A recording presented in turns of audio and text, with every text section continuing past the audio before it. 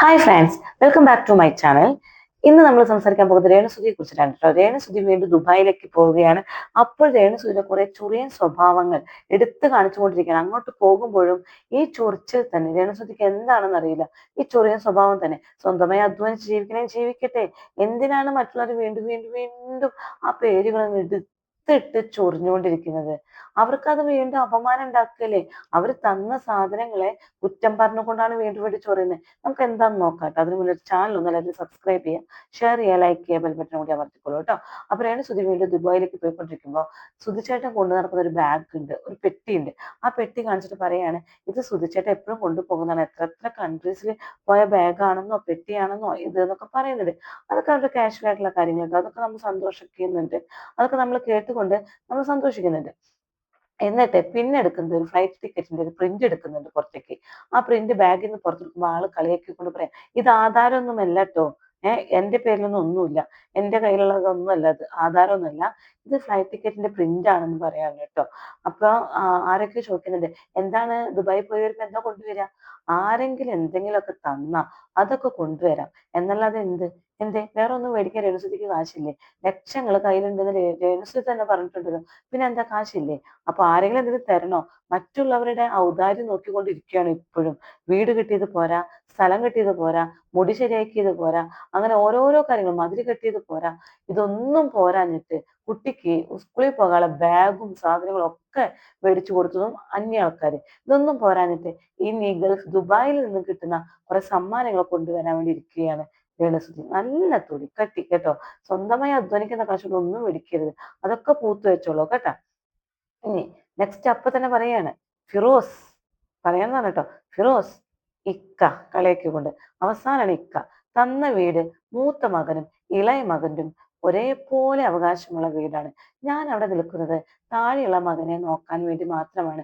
എനിക്ക് ജോലിക്ക് പോകേണ്ട കാര്യമുള്ളത് കൊണ്ട് തന്നെ വേറൊരാളെ നിർത്തേണ്ട ആവശ്യകത എനിക്കില്ല. എൻ്റെ മകനെ നോക്കാൻ 6 വയസ്സായ ഒരു കുഞ്ഞുണ്ട്, അതിനെ നോക്കാൻ വേണ്ടിയിട്ട് എനിക്ക് എൻ്റെ അച്ഛനും അമ്മയും കൊണ്ടു നിർത്തേണ്ടി വന്നു. അവർക്ക് പ്രായാധിക്യം കൊണ്ട് ഒരുപാട് അസുഖങ്ങളുണ്ട്, അതുകൊണ്ട് കൊണ്ടു നിൽക്കേണ്ടി വന്നു. ഇതൊക്കെ സത്യമുള്ള കാര്യം തന്നെ, ഇതൊക്കെ ചെയ്യേണ്ടത് തന്നെയാണ് രേണുസുതി. പക്ഷേ ആ വീടിനെ കുറ്റം പറയാനോ ആ സ്ഥലത്തിനെ കുറ്റം പറയാനോ അവിടെ നടക്കുന്ന സംഭവങ്ങളെ കുറ്റം പറയാനോ നിങ്ങളായിട്ടില്ല. നിങ്ങൾ അവിടെ ഔദാര്യം കൊണ്ട് വന്ന് നിൽക്കുന്നുണ്ടെങ്കിൽ പിന്നെ അവരെ നിങ്ങൾ സ്തുതിച്ച് പാടേണ്ടത് തന്നെയാണ്.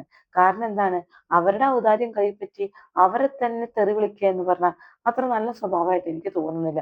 മൂത്ത മകനും ഇളയ മകനും വേണമെങ്കിൽ പറയട്ടെ, അവർക്ക് അവകാശമുണ്ട്, അവരുടെ പേരിലുള്ള സ്ഥലമാണ്. അവരുടെ പേരിലുള്ള സ്ഥലത്ത് വെലിഞ്ഞു കയറി നിൽക്കുമ്പോൾ നമുക്ക് പറയാനുള്ള അവകാശം രേണുസുതിക്ക് ഇല്ല കേട്ടോ. ഇനി രേണുസുതി അടുത്തത് പറയാണ്, ഇളയ കുട്ടിക്ക് 18 വയസ്സാകാതെ ഇവർക്ക് എന്നെ ഒന്നും ചെയ്യാൻ പറ്റുകയില്ല. എന്നെ പിടിച്ചെടുക്കാൻ വരട്ടെ, കുറെ അവളുമാർ ഇറങ്ങിയിട്ടുണ്ടല്ലോ, ബീവികളും മറ്റുള്ളമാരൊക്കെ. അവളുമാരൊക്കെ എന്ത് പറഞ്ഞാലും എനിക്ക് സൗകര്യമില്ല, ഞാൻ ഇറങ്ങുകയില്ല. നിങ്ങൾ തന്നെ പറയുന്നത്, എന്തൊരു അഹങ്കാരം നോക്കും. ഇറങ്ങ ഇറങ്ങാൻ ആരും പറഞ്ഞിട്ടില്ല. ആ വീടിനെ കുറ്റം പറഞ്ഞുകൊണ്ട് ആ വീട്ടിൽ നിൽക്കണ്ട എന്ന് മാത്രമേ പറഞ്ഞിട്ടുള്ളൂ. അവിടെ നിന്ന് ഇറങ്ങിപ്പോവാനാ പറഞ്ഞത്. അല്ലാതെ കുറ്റം പറഞ്ഞ് അവരെ തന്നവരും കൊടുത്തവരും ഒക്കെ കുറ്റം പറഞ്ഞിട്ട് അവിടെ നിൽക്കാൻ എന്ത് യോഗ്യതയുണ്ട്? അതേ പറഞ്ഞുള്ളൂ. പിന്നെ സുധിച്ചേട്ടന്റെ മൂത്ത മകൻ എപ്പോഴും വന്ന് നിൽക്കാറുണ്ടല്ലോ, നിങ്ങൾക്കറിയില്ലേ? എല്ലാ വീക്കിലും അവൻ വന്ന് നിൽക്കാറുണ്ട്. അവന്റെ വീടല്ലേ, അവൻ നിൽക്കട്ടെ, അവൻ വേറെ എവിടെയും നിൽക്കാറില്ല, ഈ വീട്ടിൽ തന്നെയാണ് നിൽക്കാറെന്ന് പറയുന്നത്. പിന്നെ അവൻ പഠിക്കാൻ വേണ്ടിയിട്ട് കൊല്ലത്ത് നിൽക്കുന്നത്. അവന്റെ കൂട്ടുകാരും പഠിപ്പൊക്കെ അവിടെയാണല്ലോ, അതുകൊണ്ടാണ് അവൻ കൊല്ലത്ത് നിൽക്കുന്നത് കേട്ടാ. പിന്നെ ഞാൻ എല്ലാ കാര്യങ്ങളും പറയുന്നത് എൻ്റെ മനസ്സിൽ ഇരിക്കാത്തതുകൊണ്ടാണ്. എൻ്റെ മനസ്സിൽ ഒരു കാര്യം ഇരിക്കില്ല, അതുകൊണ്ട് ഞാൻ എല്ലാ കാര്യവും മീഡിയക്കാരെ കാണുമ്പോൾ തുറന്നു പറയുന്നു. പിന്നെ ഞാൻ ആകെ കൂടി ചോരുന്നു എന്ന് മാത്രമേ പറഞ്ഞുള്ളൂ. അതിനെ ചൊല്ലിയാണ് ഈ മീഡിയക്കാരും മറ്റേ ഫിറോസുക്കും മേമാനും അതുപോലെ ബിഷപ്പൊക്കെ കൂടി വെച്ചു പിടിച്ചത് എന്ന് പറയുന്നു. എന്തിനാണ് അത് പറയാൻ പോകുന്നേ? നിങ്ങൾക്ക് ഇഷ്ടമില്ലെങ്കിൽ നിങ്ങൾ അവിടുന്ന് വാടക വീട്ടിലേക്ക് മാറിക്കോളൂ. അതിനെ ചൊല്ലി വേറെ പ്രശ്നങ്ങൾ ഉണ്ടാക്കാൻ നിൽക്കണ്ടല്ലോ. പിന്നെ കിച്ചു ഈ ഇടയായിട്ട് രേണുസുതിയെ തള്ളിപ്പറഞ്ഞല്ലോ, അത് ചോദിക്കുന്നുണ്ട്. കിച്ചു തള്ളിപ്പറഞ്ഞപ്പോ എന്ത് തോന്നി ചോദിക്കുന്നുണ്ട്. അപ്പൊ പറയുന്നുണ്ട്, കിച്ചു അവന്റെ അഭിപ്രായം പറയട്ടെ, അവന് 21 വയസ്സായില്ലേ, ഞങ്ങൾ ഒരിക്കലും തല്ലിപ്പിരിഞ്ഞിട്ടില്ല, ഞാൻ അവനെ ഇപ്പൊ തന്നെ വിളിച്ചിട്ടേ ഉള്ളൂ എന്ന് പറയുന്നുണ്ട്. അപ്പൊ പറയുന്നത്, കിച്ചുവിനെ ഒന്നുകൂടി വിളിക്കാമോ ചോദിക്കുന്നുണ്ട്.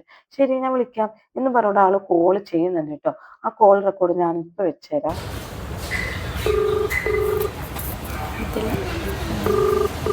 ഹലോ എടാ, ഏടത്തിയോടൊക്കെ പറഞ്ഞേക്കണേ പോയെന്ന്. ഓക്കെ, കുറച്ചു പിന്നെ യാത്ര. ഇതാണ് ഇവരുടെ വിളി ട്ടോ. എന്നിട്ട് ആള് പറയാണ് അവനെ ഞാൻ വിളിക്കാൻ വിട്ടിരുന്നു, വീട്ടിൽ നിന്ന് ഇറങ്ങി പോരുമ്പോ വിളിക്കാൻ വിട്ടിരുന്നു. അപ്പൊ ഞാൻ എയർപോർട്ടിൽ വെച്ചിട്ടാണ് വിളിച്ചത്. നിങ്ങൾ എല്ലാവരും കണ്ടില്ലേ അവനെ വിളിക്കുന്നത്? നിങ്ങളെ കാണിക്കാൻ വേണ്ടിയല്ല ട്ടോ ഞാൻ വിളിച്ചത് എന്ന് പറയുന്നു. സ്വന്തം മകനെ വിളിക്കാൻ മറന്നു പോലും. അപ്പൊ തന്നെ അറിഞ്ഞൂടെ അവർ തമ്മിലുള്ള സ്വരച്ചേർച്ച എങ്ങനെയുണ്ടെന്ന്. അവർ തമ്മിൽ തല്ലി പിരിഞ്ഞിട്ടുണ്ടെന്ന് നമ്മൾക്ക് അപ്പൊ തന്നെ അറിയാം. കാരണം ഒരു മകനെ അല്ലാതെ പിന്നെ ആരെയാണ് ഫസ്റ്റ് വിളിക്കുക? അതാ അമ്മ പോകുന്നു ട്ടോ. എന്നിട്ട് അമ്മയ്ക്ക് എപ്പോഴും സ്വന്തം മക്കളെയാണ് ഫസ്റ്റ് ഓർമ്മ വരിക. എന്നിട്ടേ ബാക്കി എല്ലാവരുടെ അടുത്തും പറയുകയുള്ളൂ അല്ലെ? എന്നിട്ട് ആ അമ്മ പറയാണ് ഞാൻ എന്റെ മകനെ വിളിക്കാൻ വിട്ടിരുന്നു, എയർപോർട്ടിൽ നിങ്ങളുടെ മുന്നേ വെച്ചിട്ടല്ലേ ഞാൻ വിളിച്ചത് എന്ന് പറയുന്നു. അപ്പൊ തന്നെ നമുക്ക് എല്ലാവർക്കും മനസ്സിലായിട്ടുണ്ട് കേട്ടോ. പിന്നെ ആൾക്കാർ ചോദിക്കുന്നുണ്ട് ഫിറോസും കിച്ചുവും ഭയങ്കര കമ്പനി ആയിരുന്നല്ലോ, എന്താ പറയുന്നേ ചോദിക്കുന്നുണ്ട്. അപ്പൊ പറഞ്ഞു ഫിറോസും കിച്ചു കമ്പനി ആവട്ടെ, എനിക്കൊരു പ്രോബ്ലവും ഇല്ല. അവന് വ്യക്തി സ്വാതന്ത്ര്യം ഉണ്ടല്ലോ, അവനോട് നന്ദി കാണിക്കണം, ഫിറോസിനോട് നന്ദി കാണിക്കണം. കാരണം അവനും ഋതുട്ടനും കൂടി കൊടുത്ത വീടാണല്ലോ, അവർ നന്ദി കാണിക്കട്ടെ. പക്ഷേ എനിക്ക് ദേഷ്യം വന്നത് അതൊന്നുമല്ല. കല്യാണം കഴിച്ചാൽ ഞാൻ അവിടെ നിന്ന് ഇറങ്ങണം എന്ന് അയാൾ പറഞ്ഞു, അതുപോലെ ദേഷ്യം വന്നത്. അതെന്തിനു ദേഷ്യം വരണം? മക്കൾക്ക് കൊടുത്ത വീട്ടില് രേണുസുതി വേറെ കല്യാണം കഴിച്ച് ജീവിക്കാനുള്ള വീടല്ല അത്. ആ മക്കൾക്ക് കൊടുത്ത വീട്, ആ മക്കളെ നോക്കാൻ വേണ്ടി വേണമെങ്കിൽ നിൽക്കാം എന്ന് മാത്രം. അവരെ കുറ്റവും പറഞ്ഞു പിന്നെ വേറൊരു കല്യാണം കൂടി കഴിച്ച് അവിടെ തന്നെ ജീവിക്കണം എന്ന് പറയുന്നത് തെറ്റില്ലേ രേണുസുതി? അപ്പൊ അവിടെ നിന്ന് ഇറങ്ങണം അയാൾ പറഞ്ഞതായിരുന്നു എനിക്ക് ഏറ്റവും ദേഷ്യം വന്നെ. അല്ലാതെ എനിക്ക് അയാളുടെ അടുത്ത് യാതൊരു പ്രോബ്ലവും ഇല്ല എന്ന് രേണുസുതി പറയുന്നു. പിന്നെ കിച്ചുവിന് ജോബ് കിട്ടുമ്പോൾ വീടൊക്കെ പുതുക്കി പണിയട്ടെ, അല്ലാതെ എന്നെ കൂടെ സാധിക്കില്ല എന്ന് പറയുന്നുണ്ട് കേട്ടോ. ഇനി കിച്ചുവിന് ഇടക്കിടക്ക് ഞാൻ പോക്കറ്റ് മണി കൊടുക്കാറുണ്ട്, ഋതപ്പിനും കൊടുക്കാറുണ്ട്. ഋതപ്പിന് കയ്യിലല്ല കൊടുക്കാറ്, അച്ഛൻ അവനെ ഏൽപ്പിച്ച് അവന് വേണ്ട കാര്യങ്ങളൊക്കെ മേടിച്ചു കൊടുക്കാൻ പറയാറുണ്ട് എന്ന് പറയുന്നുണ്ട്. ഇനി കിച്ചുവിന് എവിടെ നിന്നാണ് ഇപ്പൊ പണം എന്ന് ചോദിച്ചപ്പോ അതുപോലും അറിയില്ല.